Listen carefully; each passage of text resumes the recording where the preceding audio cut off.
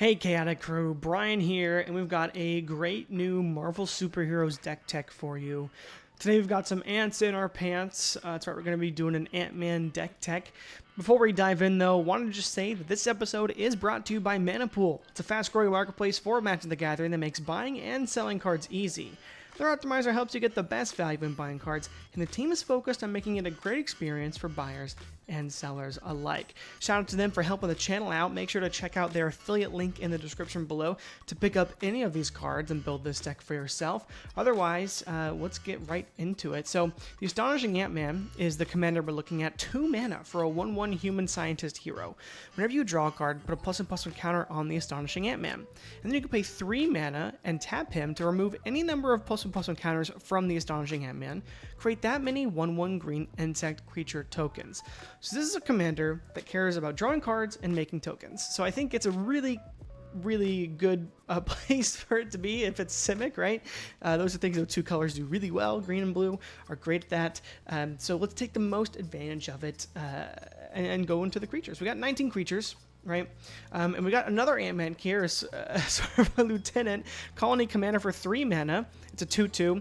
Whenever Ant-Man attacks, you may pay 1. When you do, put a +1/+1 counter on target creature.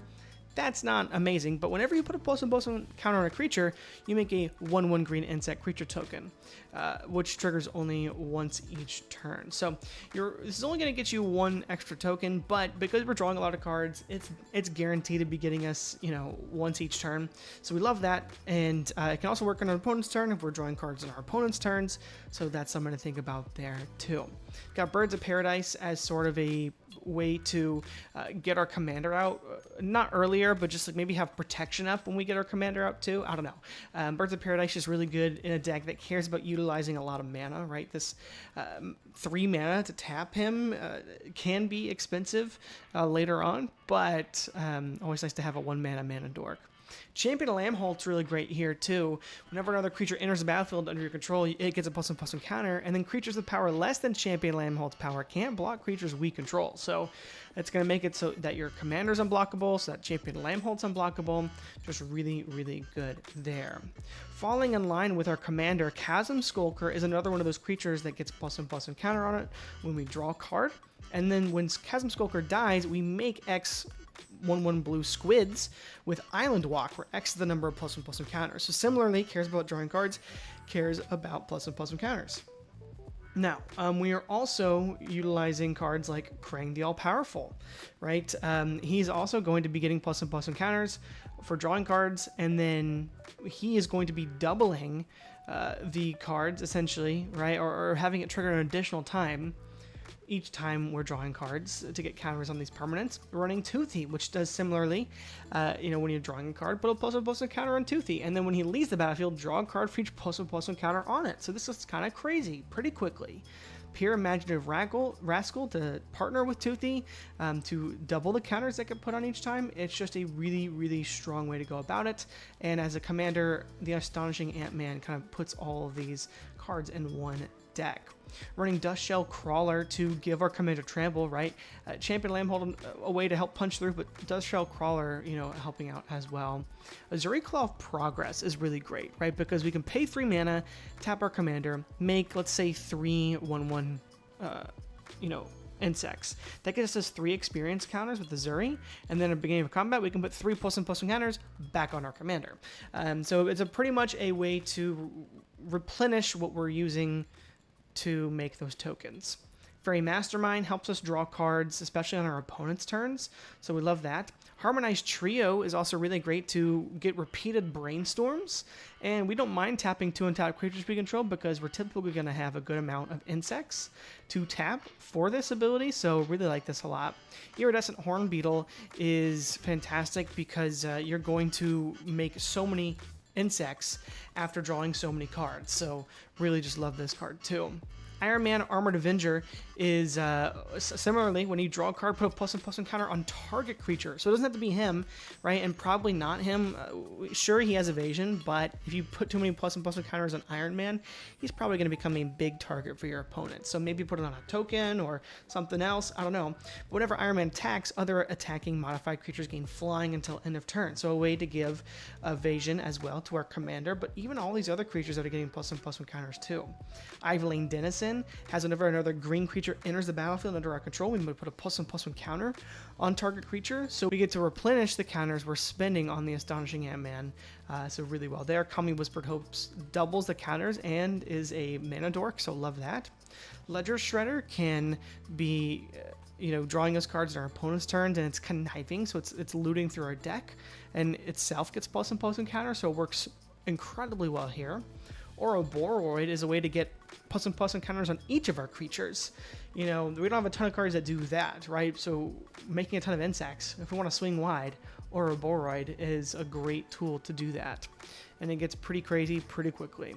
Tatiova draws us cards consistently in the deck as well, and helps just really it gains us some incremental life gain too, but also just the card draw on playing lands is really underrated.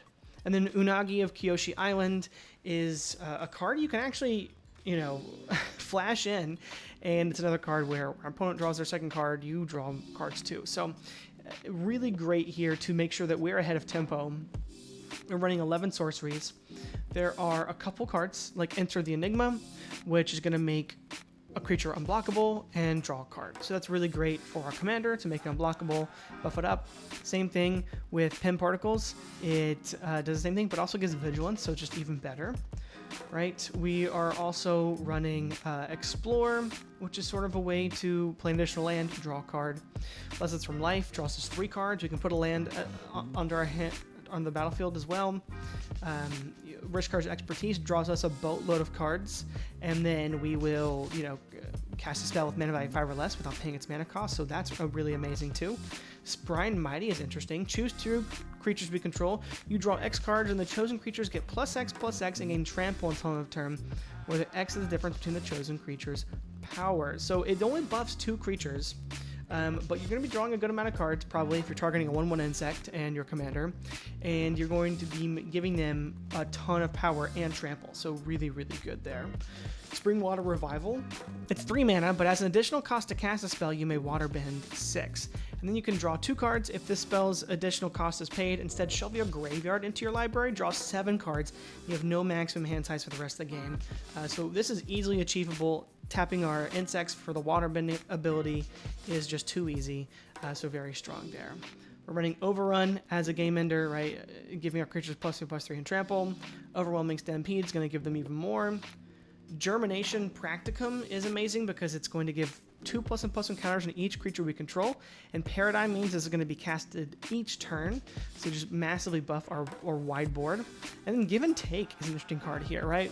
Give's okay, right? We can put 3 +1/+1 counters on a creature in a pinch, but Take is really what we want to be casting here. Removing all +1/+1 counters from target creature we control to draw that many cards. So, right, with a commander or Chasm Skulker or whatever, you remove those counters, draw cards, and then put those counters back on. So very, very good for 3 mana there. We're running 19 instants, and a lot of it's going to be counters, card draw, and removal. So Offer You Can't Refuse, Arcane Denial are really good counter spells. We've got Negate as well, and Refute, right? Refute's an interesting one where we draw, then discard a card afterwards. So pretty neat there. We've got Growth Spiral to draw, put a land on the battlefield. We've got Eureka Moment to do the same thing. Frantic Search draws, discards, untaps 3 lands. Then we've got, Brainstorm, Brain Surge to draw cards. Even though you're only netting maybe 1 card or 2 cards from these, you still get the draw 3 or draw 4 trigger, so fantastic there. And then we've got Beast Within, Collective Resistance, Heritage Reclamation. Collective Resistance can double as a protection spell. We've got Inspiring Call to protect our creatures. We've got Ripples of Potential to protect our creatures. Slip out the back. We've got Sink into Stupor as well as removal. Reality Shift doing some work there too. But really neat is Meeting of the Minds, convoking this to draw 2 cards. on an opponent's turn, and then convoking Harmonized Crescendo to draw cards as well. So both really good cards in this deck where we can utilize that. 6 artifacts here, just Thought Vessel for no max hand size, just to give us more opportunities to have that effect. Shadow Spear, of course, in any deck with a big commander, you need a way to punch through, and Shadow Spear is just great with that. Midnight Clock can potentially draw 7 cards, and so not bad, and you can dump mana into this to make it go quicker. Decanter of Endless Water is similar to Thought Vessel, going to help out with a no max hand size. And then the Ooze and the Ozolith are both great for plus and counter decks. Ozolith keeping the counters as our creatures get board wiped or any kind of such thing. And then the Ooze makes it so that when creatures we control leave the battlefield, we make mutagen tokens, and then you can also use this as graveyard removal, remove mutagen token. And mutagen tokens, you can pay 1, tap, sacrifice it to put plus and counters on creatures. So you can get those counters back, it just does cost mana. And then 10 enchantments here, we're going hard into the paint. Cryptolith Rite is fantastic. Springleaf Parade, similarly, it's going to make it so that our creatures can tap for colored mana. Going to make it so they give us a lot more value for what they're already doing. Training Grounds is great to make our commander's ability cost 2 less to activate, so it's only going to be 1 green to do it. Pretty strong there. We've got Growing Rates of Itlamok. Typically, like we'll probably whiff every now and then getting a creature here, but it's going to quickly transform into a Gaia's Cradle essentially on the back, and we love that.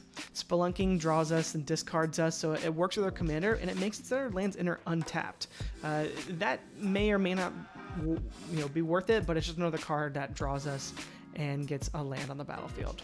Hardened Scales gets us extra counters.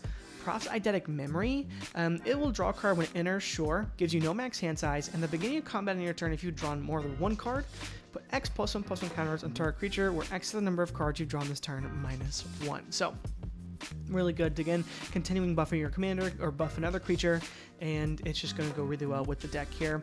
And Ominous Seas, likewise, as we're drawing tons of cards, being able to make a lot of 8/8 Krakens, I think is going to be difficult to deal with.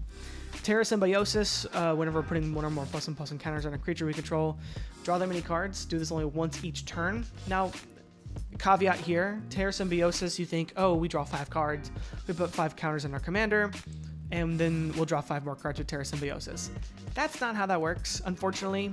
With your commander's ability, it's a separate trigger for each individual card. So you will draw 1 card, or you'll draw 5 cards, say, then you'll have 5 triggers to put a plus and counter. So you'll only be able to draw 1 card extra with Terra Symbiosis. That's still pretty good, right? And because it happens on not just your turn, on your opponent's turns, it also works very well there. So great card to have. It doesn't work as well as broken as you might think it would, but it's still strong. And then Training Regimen is going to give our creatures trample and then put plus and counters on our creatures as well.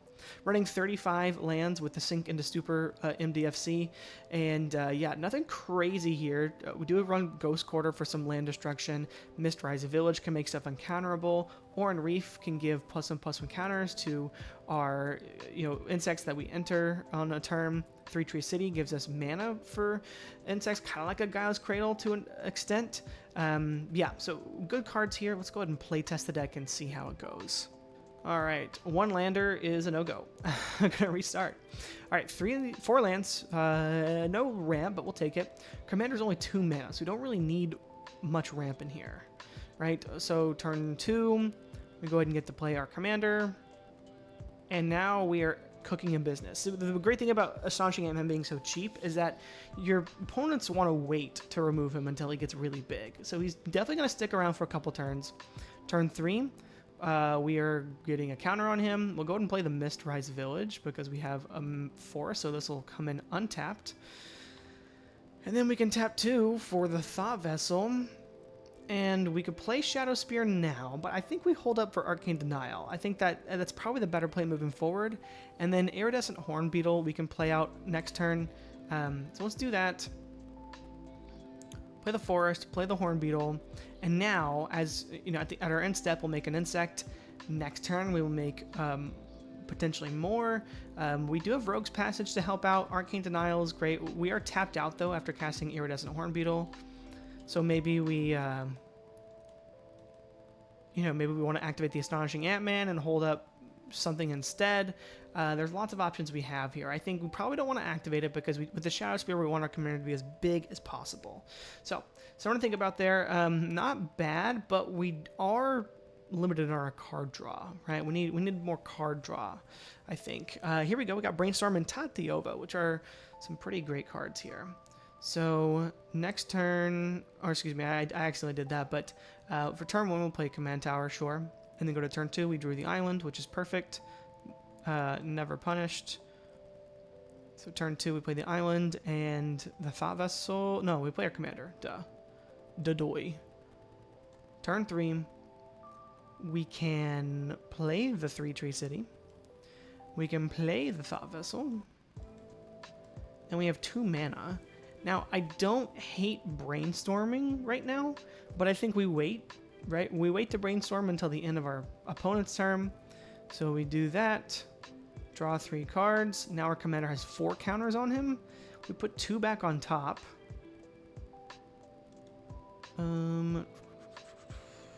The ooze is okay. Overrun doesn't do a whole lot for us right now because we don't have creatures. And whatever else we put on top, we're going to be drawing it anyways. So next turn, we don't have more lands for Tatiova. Otherwise, I might want that. I don't know. This is tough now because we're running low on lands. But I do like Fountain Port. Let's go ahead and play Fountain Port. We can tap 3 for Decanter of In This Water. And now we have, if someone wants to remove our commander, what we can do is we can instead pay 3, tap this, remove the 5 counters to make 5 insects. And that might be what we do on our turn anyways. And then Ouroboros the next turn and start going ham. So now we have 5 insects. You know, let's say worst case someone did remove our commander. We got 5 tokens. We do have the Overrun, which is going to give us essentially 20 power on the board.